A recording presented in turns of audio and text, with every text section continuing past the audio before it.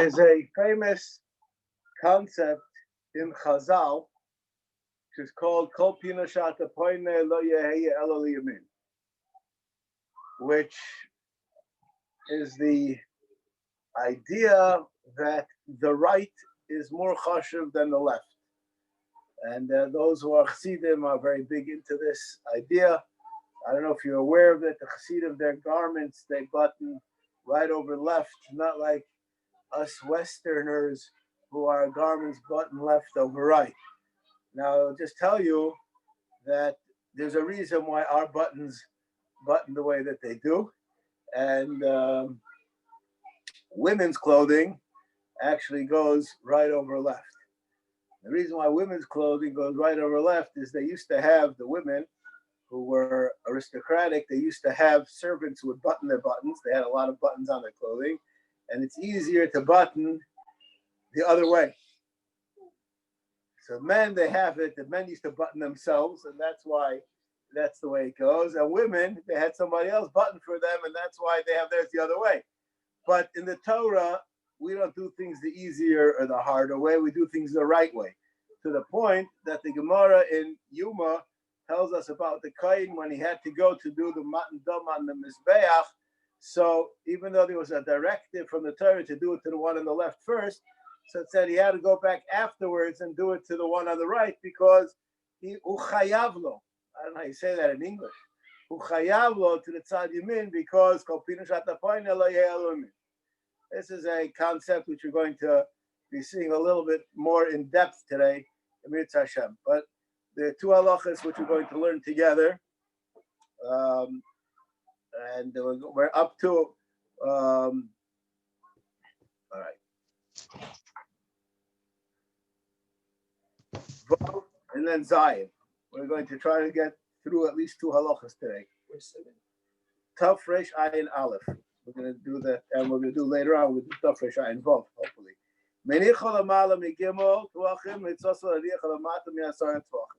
You have to put it between 3 and 10 tvachim. You put it more than 10 tvachim higher, yotza. You put it higher than Esrim Amma, you're not Yetza. Why you're not Yetza? You put it higher than Esrim Amma? I know Shalito. Okay, now I have an issue with what you're saying, even though what you're saying is right. And this is a issue that I want to hear what you people have to say about it. If I am standing 50 feet away from something and it's 20 amas high, arguably, I won't be able to see it. If I'm standing 100 feet away from something, it's as easy for me to see it than it was something that was 15 amas at 50 amas. Right? The further away you go from something, the greater your eye range is. So what does it mean that 20 amas to Ayin Lo Sholet? Lev, you hear the question? We're talking about passers-by, aren't we? Passers-by. I want to tell you something. Okay, listen carefully. I'm a very difficult guy to get along with. You should know that by now, Yechiel. When you are passing by, let's say, a person who is, here we don't have it so much, depending on the frontage that you have of a building, but if something is 20, if it's right on the street with very little frontage and you're walking on the sidewalk, if you're underneath it, you can't even see it.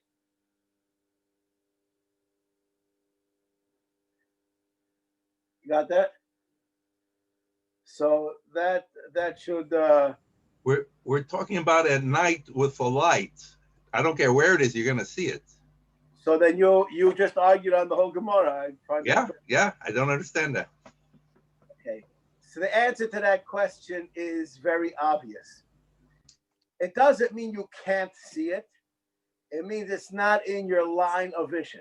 Something which you have to do in order to get it to be in your line of vision, that doesn't even count. Now the Gemara in I'll just tell you from the Chanukah Mesiba questions, okay? So if any of you people are planning to have a Hanukkah Mesiba during the lockdown. So you're going to have it probably in the afternoon. We probably shouldn't be having a Hanukkah Mesiba altogether because of whatever reason it may be. This is the question. In Erevin, there's a halacha of an amaltera. So all you Daf Yomi people, I'm sure know what an amaltera is, because if you didn't learn it now, you'll learn it within the next 6.5 years. An amaltera is some kind of a design that they had on the top of the mavui. And because of that, even if your kaira was more than Eshamama, but in fact you had this design, so people were looking at those fancy neon lights. And once they look at those fancy neon lights, so they would look up. So there's a question which is asked by all the Yeshiva Shel Amdanim, and we'll see how many great Lamdanim we have over here. So why don't we say that an amaltera works in Hanukkah?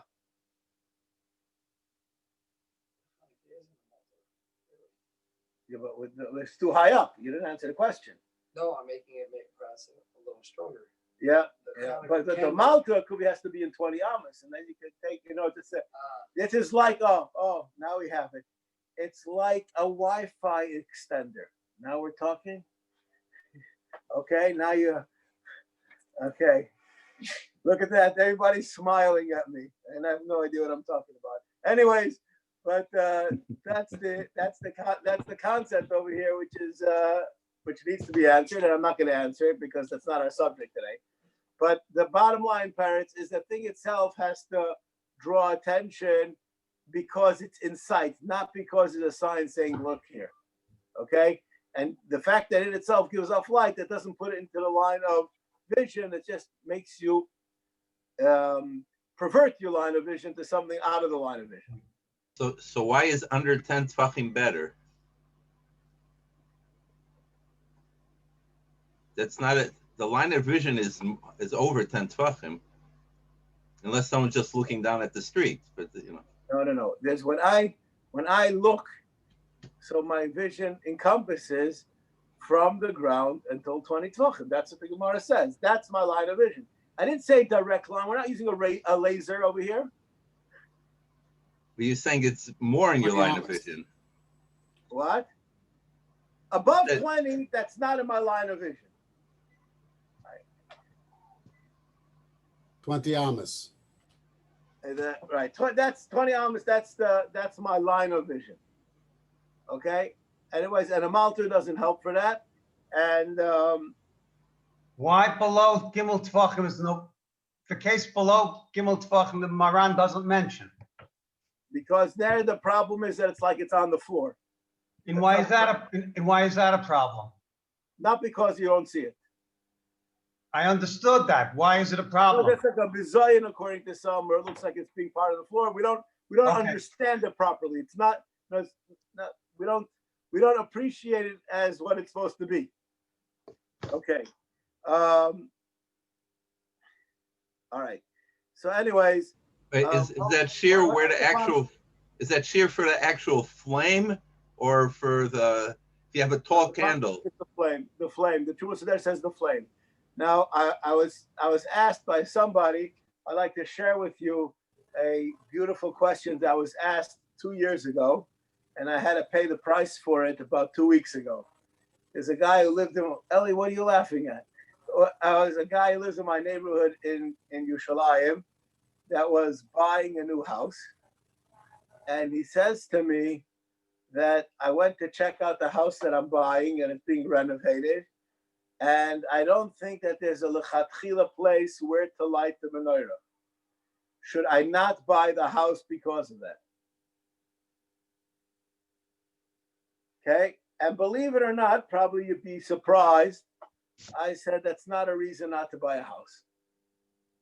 We'll work it out. If it was the brisker of, then maybe that'll be a reason not to buy a house. But for the average person, there's so many demands that you have that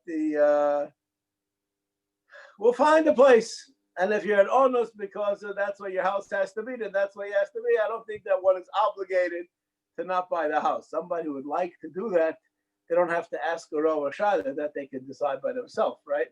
But so this happened like 2 years ago. So Rosh Chodesh Kislev, he came over to me and he says, "You're a Baal Chayv to me." So I said, I don't remember borrowing money. So he says, no, you didn't borrow any money. But 2 years ago, I asked you to Shaila, and you said that when I move into the house, you'll come and you'll tell me where to light the menorah. So I said, okay. Now that you remind me, I actually remember this happened. And we went to his house, and I went to scout out the place. And the guy lives on the 6th floor. Okay, the 6th floor. Somebody here on Rehov Lachish asked me once, they live on the 4th floor, they want to know if they're Lamayla Miyasrim or not. So I said, usually the 4th floor is Lamayla Miyasrim. I said, but you shouldn't have a problem. He says, why? I said, because the people who live across the street on Ayalon, they could see you, and they're Rosh Hashanah. So he says to me, how do you know how high they are?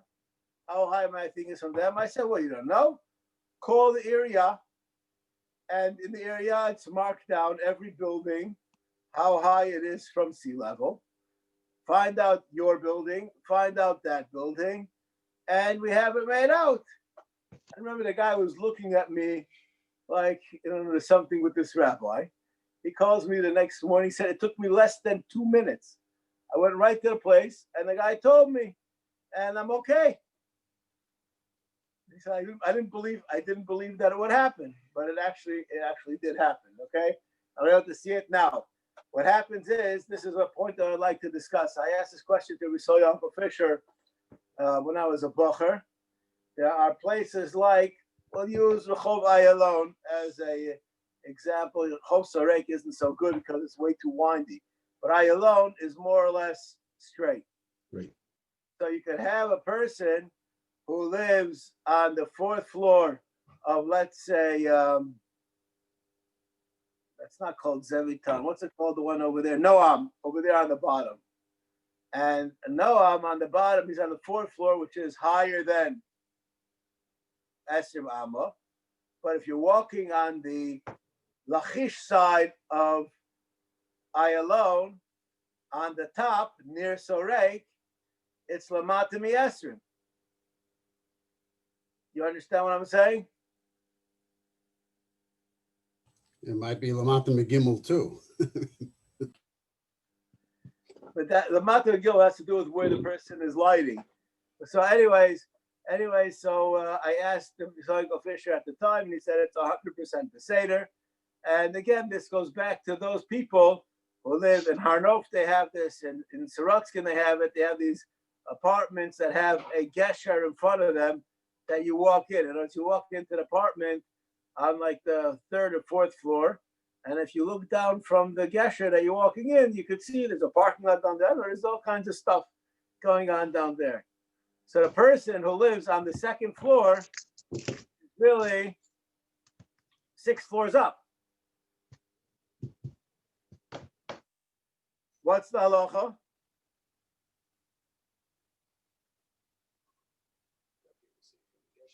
Which side of the building is he lighting on? Are we measuring from the street or we're measuring from the bottom of the building? That's what I'm asking. Yeah. All right, but the Rosh Hashanah is level. Is level to what? To the guy's window. Yeah, Floor. level. No, it's whatever. It's floor up, whatever. Whatever. Yeah. Actual. So the answer is that you're yaitza. Why? Because the guy walking with Rosh Hashanah is not a question where you are from the ground. It's a question of where Rosh Hashanah sees, where a person sees it. It's not for the guy who's lighting it, it's for the guy who's seeing it.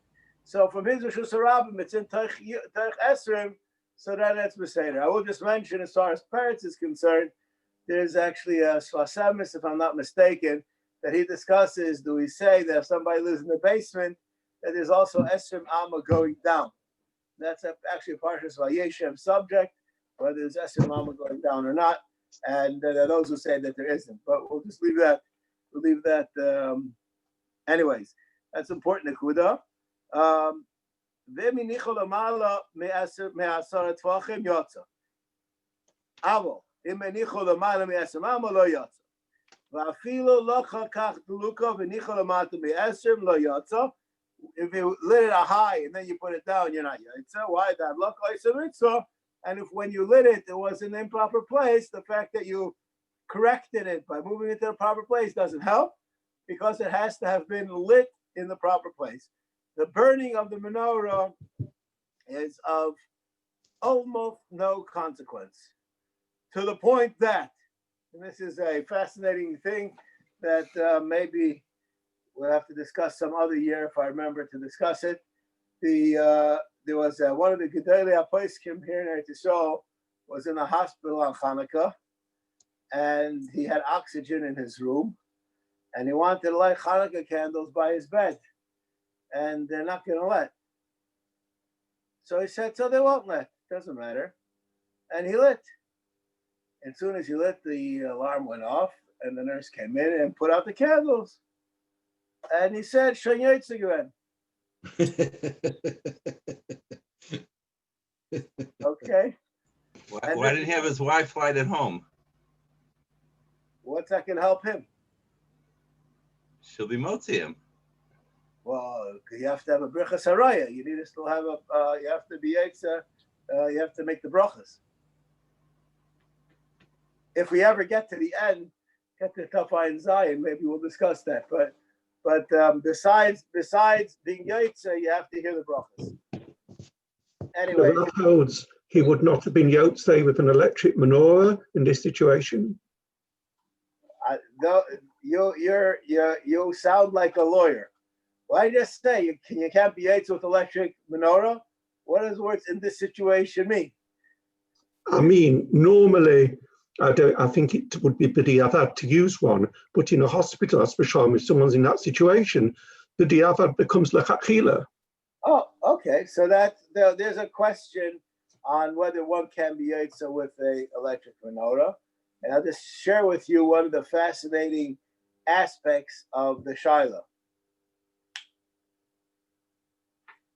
If a person would have a oil dropper and he would light the menorah that only has in it enough oil for 5 minutes, but the dropper is dropping in oil at the rate of every 5 minutes, it puts in 5 minutes worth of oil. Would the person be yaitza lighting a candle like that? No, The answer is no. Why? because he didn't have a enough. half hour worth in the You didn't beginning. have it, even though that you know you're going to get, but you didn't have it, right? Right. Would taking the oil be called kibui on Shabbos? No. No. Then it's not there. Okay, but you had to ask that question, right? So if that's the case, how could one light an electric menorah? I don't want to go too involved in science, but electricity is not stored. It's created and used immediately. No, it's the light that is being used right here was created, I don't know, a millisecond ago, I don't know exactly, 180,000 miles per second. So figure out how far it is from Ashkelon and figure out how long it took to get here. Okay? It was rather short. Use Okay. batteries. Oh, 1 second. I'm not up to the batteries yet. I'll discuss the batteries in a minute. So there are those who say that it's questionable whether you can be yaitza and there's Hanukkah with the electric menorah because you don't have shemen l'chatzi shah. You know you're going to have. Now, they're not arguing that what's going to happen, but it wasn't created yet. Now, I will say that there are those who say that maybe you should use a dry cell, which is called a battery. And I personally have a little bit of a question on that. As far as I'm concerned, if I have in my house flour and water and yeast, does not yet give me bread, if I'm not mistaken. Okay? A dry cell, you just have all the ingredients there until you tap into it, it ain't electricity. You can Google that for me, Lev. You'll check it out. You'll see that's how it is.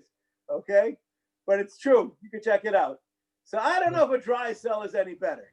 And until the oil is pulled up on the wick, it's just oil. It's not burning. That's It's wonderful. it's potential energy also. Excuse me. Why does the oil burn when it's up on the wick and not when it's inside the clay? Do you know? Nope. There's oxygen in there at the bottom too. I'm going to tell you why. Because there is no such thing as a continuous flame. There's only spontaneous combustion. And you have to have that the heat is on a very small amount of oil in order for it to catch fire. There's no difference between the oil on the wick, in the wick, or in the cup. Both of them are just as flammable. It's not like gasoline that only burns in a gaseous stage and not in a liquid stage. Oil burns in a liquid stage. Check out your 6th grade science and you'll find this out. This is, Ellie, you worked in the company, right? This, what I'm saying is right or not? Absolutely. Okay, I didn't have to pay you too much to say that either. Okay. anyways, that's the way that it goes. But bottom line is, most places can say that I can't say most, many places can say that one b'diavad can be with electricity or with a dry cell. But the person wants to be yetzer l'chatchila. He was yetzer l'chatchila, not b'diavad. What's in lighting in a windy place? But he knew the nurse was going to put out the candles. So it was yokes according to the sheet that holds that the candles don't have to burn for half an hour. Can I ask you a question? I'm not speaking about you because you're a tzaddik, but let's say there's somebody else who's not a tzaddik, and he has a neighbor who's convinced that he's not a tzaddik to the point that they're in a fight. And the neighbor says, you were going to light Hanukkah candles. I don't want you to be Mekayim the mitzvah. I'm going to put them out. And the guy comes to me and says, Rabbi Zcharish, my neighbor is threatening. And I believe him because he's not a tzaddik. I'm the tzaddik. Am I allowed to make a bracha when I light Hanukkah candles? I suppose that would be analogous to a situation where you put the Hanukkah candles in a place where a strong wind can blow them out, and then you wouldn't be yotze. If you know that it's very likely they'll be put out, but then that goes back to the question on this rabbi in the hospital. I'm going to ask you a question, which is a lumdisha question. Today we're being very yeshivish. If I light my Hanukkah candles in a place where the wind is likely to blow it out, and it didn't blow it out, was I yotze? Oh. I would say no. Why not? Because you expected it. It was expected to go out and not to be yotze. It came out that way. Yes, I'm sorry to disappoint you. I even agree with you, but I would like you to hone that down a little bit. If I lit it in a place where not everybody agrees to this, but if I lit it in a place where it's supposed to go out, so that's just like I didn't put in enough oil. It's like building a sukkah that can't stand in normal conditions. That's right, but you didn't answer a question. If I build a sukkah that can't stand in normal conditions and I ate there and it didn't, and the normal conditions didn't exist, was I yotze? It's not a sukkah then. Oh, okay, fine. So if that's true, and if somebody says that they're going to blow it out, is it also not a sukkah?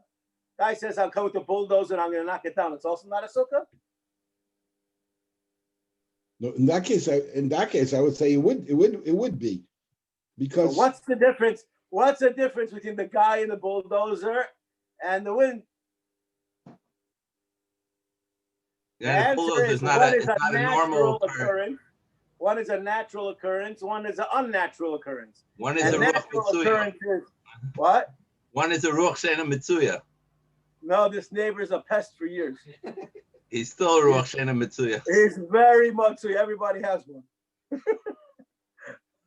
My question is, Chamira Sekanta Misura, how could he light in his room there? You really wanted to answer that question? I don't think there's any sakana. No, it's when they in the hospital and in all places, they are well over protective, and they should be. You know, it's well over protective doesn't mean that they're doing the wrong thing and they're OCD. I'm not suggesting that, but it doesn't mean that it's a sakona. It just means that they're being extra careful, and they have that responsibility to be extra careful.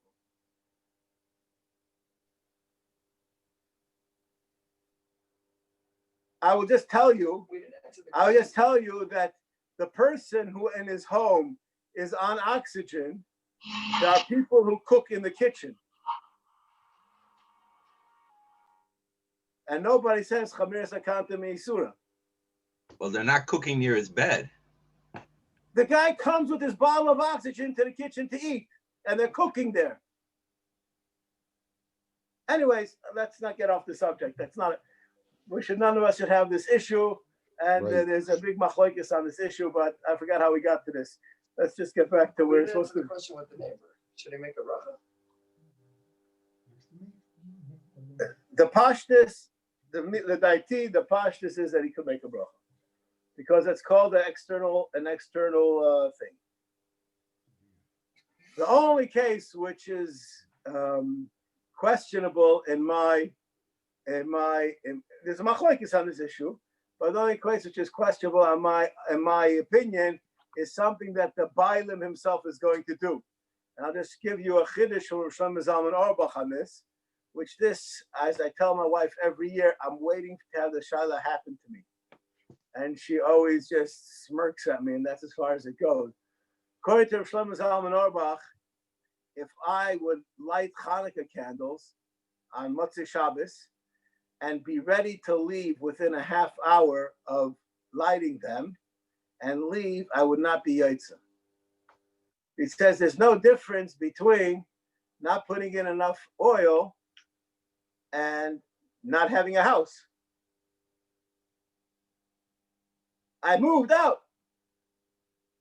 And this is very negeya, because I get asked this question all the time, not by my wife, but there are people before Corona. I don't know if any of you people remember, there was a world before Corona, and the world before Corona, people used to fly. And people would fly on Hanukkah, and they'd like to light by plug, go to the airport. This is in New York. We're going from New York to Eretz Yisrael. This is very common. They want to light by plug, go to the airport, and then get on the plane. And I tell them you can't. Why? Because they don't have a house.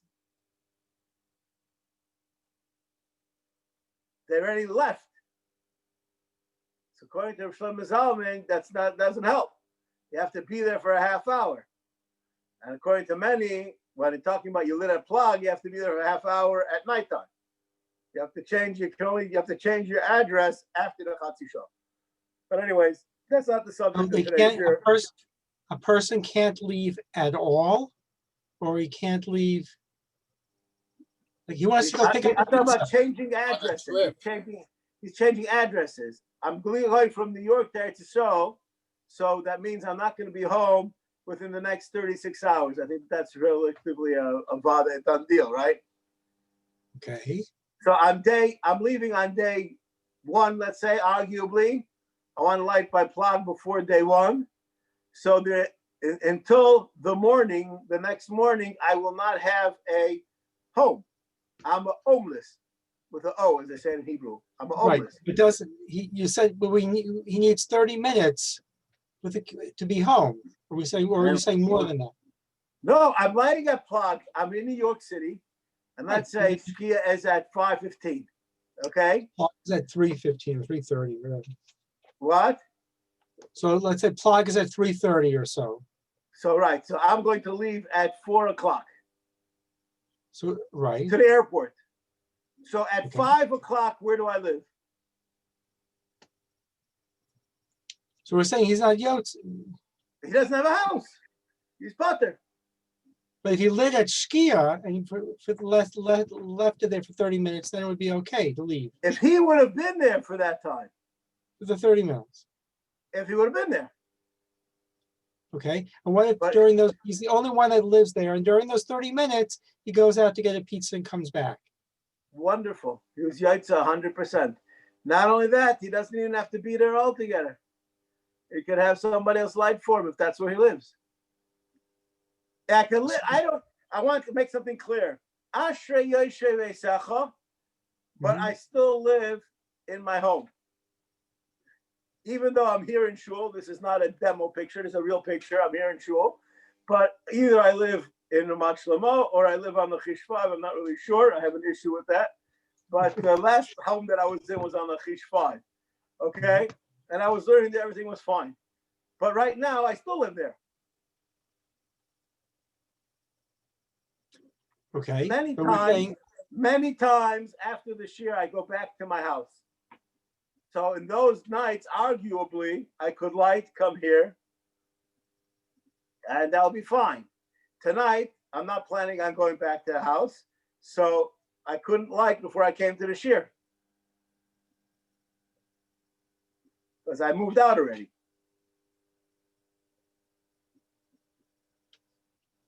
Okay. Okay. Well, none of us are going on international trips, and we're going to the Emirates or something like that. That's the place to go. Anyways, let's see the Mishnah Berurah. I don't think we're going to get to Kolpinos tonight. Doesn't look like it's happening. Anyways, let's see the Mishnah Berurah over here. Mibachutz, no, I'm the wrong Vav I need. How come I can't find it? Here. This is it's like it's on the ground. But it's not the proper place to put it.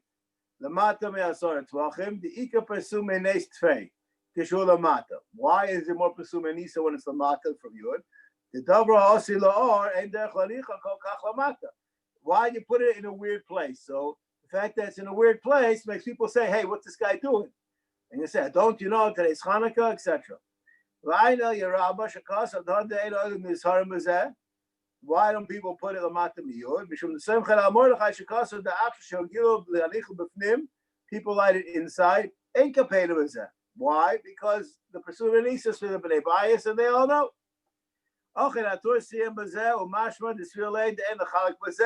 And even if you're lighting inside, you should light lamata miyud. When I was in yeshiva, so they lit on tables in the kitchen, the dining room. And I remember, if I'm not mistaken, I spoke to the Rosh Yeshiva about it, and they still lit on the table. Just leave it at that. Okay. From Darba Aliyah, Menicha B'Chalon, Shehu L'Tzar Shus Harabim. Doesn't matter. And yesh lo shtei chalonos, echad l'malam me'asar tvachim, v'echad l'matam me'asar tvachim, v'ada yanichena b'chalon shehu l'matam me'asar tvachim, u'beneres beis hakneses ha'mnig she'moku gavoa. And there also, that's because it's a presuming nisa by itself. But again, the issue of l'mayla me'asara and l'matam me'asara, I get asked the following question every year. I know this year, I guess we didn't get up to me giving my speech about lighting inside and outside, but from the questions I get asked every year, I can light in my window, and if I light in my window, more people will see it. Should I light in my window, more people will see it, or should I light by the door where less people will see it? Okay. What? Okay. Well, School, you know? School? There was a school that was lighted by trees. Yeah, right. Okay. So now the ikar is you have to write the ikar in the proper makom adlaka. But the question of lighting on the window, the idea of having presume nisa versus lamata miyud, so Mishnah Berurah says that presume nisa wins out. Okay, that's basically what this Mishnah Berurah says. Why? The einav kamina bein malik b'chutz bein malik b'bayis. It always has to be in a place where it can be seen, and that's the mata miyud. Lo yatsa, the tzach lachzor levarich. If you lit it l'mayla me'asrim, you have to make a new bracha. V'cheikas v'chodesh v'ayim b'megadim mashukasa b'zeh. Maybe you don't have to. Hinicha l'mata me'asrim, avul v'dika l'mata me'asrim. V'nat l'misham, v'nicha l'makam achet ha'esrim, yatsa. It's not because you moved it that's a problem. It's because the place where you lit it originally, that wasn't the right place. Okay. Let's go to the next halacha. Mitzvah laniach betefach hasamoch lepesach mismol kedei sheyeh mezuzah v'yamin v'ner Chanukah mismol. He wants to put it on the left side of the door. They should have the mezuzah on one side and the ner Chanukah on the other. The main mezuzah b'pesach miniach v'yamin, because always yamin is more chashuv. V'minichu b'derech atzmai, and if you're putting it inside the cavity of the doorway, now this is very important. I want you to pay attention over here, because I would like to take a stab at some of today's poskim on this issue. Does it really make a difference where I light it? Now just think about that question when we read the Ramah. And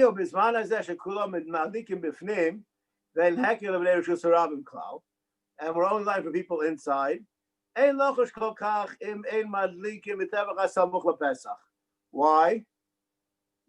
Because everybody knows who lighted it. Why is it like so people should know the Balabais lit it there. Inside your house, it didn't come from a stray cat. Right? Outside, it could be a stray cat lit it, right? Inside, nobody sees it. The people who live in your house. But they always see it if you light it inside. The people outside is pure Suma Nisa. That's what you tell us all the time. Yeah, but that's Right. we're That's talking exactly. I want you to know, Sheffer, I agree with myself. We're going to see in a minute that's what we're okay. Okay. So let's look at the Ramah's wordage, and then you'll see the point that I'm trying to illuminate. Now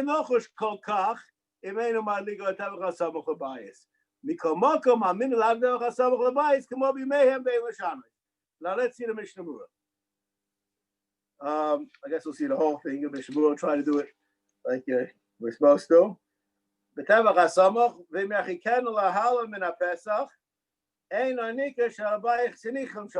to put it there. It's not going to be nicker. Who lit it? The Pesach will be it doesn't make a difference.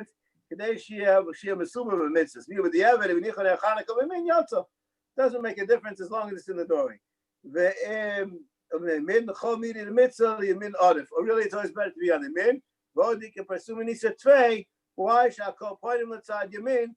This is a fascinating Mishnah Berurah, because Mishnah Berurah assumes that people are all God-fearing people, and it says since the halacha is called Pina Shate Point Yamin, so people are always looking on the right side too.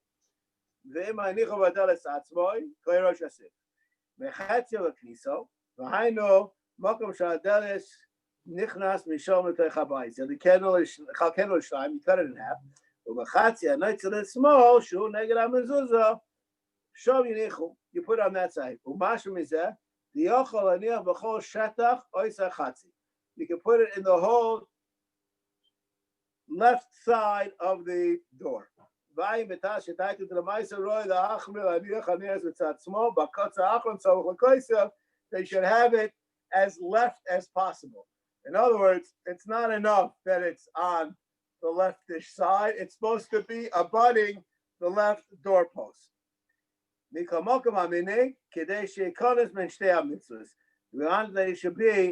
be on the when you come into the house, you should call it to shtei mitzvahs.